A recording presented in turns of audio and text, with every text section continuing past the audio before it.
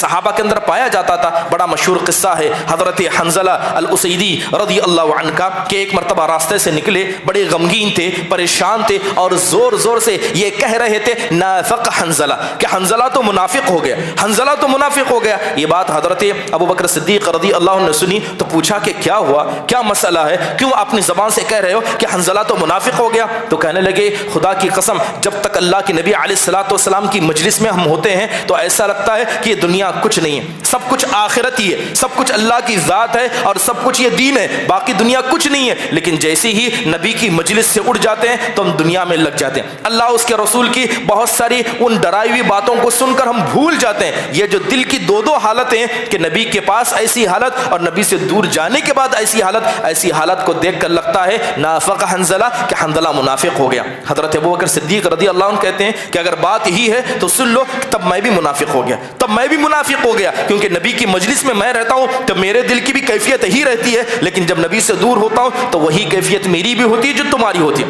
لہذا حضرت ابوبکر صدیق، حضرت حنظلہ الاسیدی رضی اللہ عنہ دونوں گئے اور نبی صلی اللہ علیہ وسلم کے سامنے جا کر مسئلہ رکھا تو اللہ کے نبی نے کہا یا حنظلہ ساعہ ساعہ، کہا اے حنظلہ یہ ایمان ایسا ہی ہے، کبھی ایمان بڑھتا ہے اللہ کا ذکر سن کر، کسی ڈرانے والے کی ڈار کو سن کر انسان کا ایمان کے اندر ڈر پیدا ہوتا ہے، اس کا ایمان بڑھ جاتا ہے، لیکن جیسے ہی وقت ہو جاتا ہے انسان ان باتوں کو بھول جاتا ہے تو اس کا ایمان کمزور ہوتا ہے، کبھی ایمان بڑھتا ہے کبھی ایمان گھٹتا ہے۔ تو اللہ کے نبی علیہ الصلوۃ والسلام نے کہا کہ تم منافق نہیں ہو۔ پھر آپ نے کہا کہ تمہارا ایمان کا جو مقام، ایمان کا جو مرتبہ میری مجلس میں رہتے ہوئے ہوتا ہے، اگر ایسا ہی ایمان ہر وقت تمہارا ہو تو خدا کی قسم آسمان سے فرشتے اتریں گے اور راستوں میں کھڑے ہو کر تم کو مصافحہ کریں گے۔ ایمان کا اگر وہ مقام تمہارا ہو جائے تو فرشتے آ کر تم کو صفوں راستوں میں مصافحہ کریں گے۔ پھر اللہ کے نبی علیہ الصلوۃ والسلام نے سمجھایا کہ ایمان گھٹتا اور بڑھتا ہے۔ محترم حاضرین، حضرت عبداللہ بن مسعود رضی اللہ عنہ صحابی رسول کے پاس ایک آدمی آ گیا اور آ کر کہتا ہے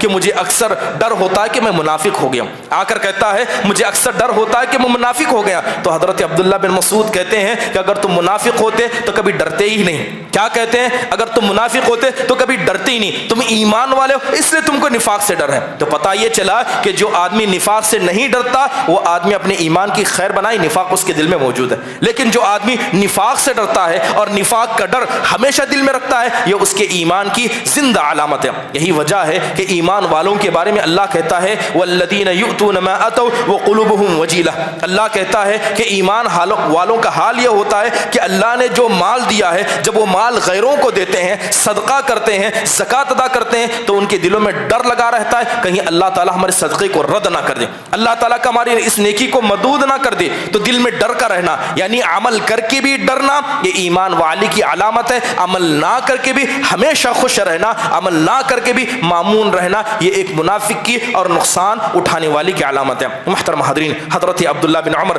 رضی اللہ عنہ بیٹھے ہوئے، حضرت عبداللہ بن عمر رضی اللہ عنہ بیٹھے ہوئے، ایک مانگنے والا ان کے پاس آیا تو حضرت عبداللہ نے ایک دینار اٹھا کر اس کو دے دیا۔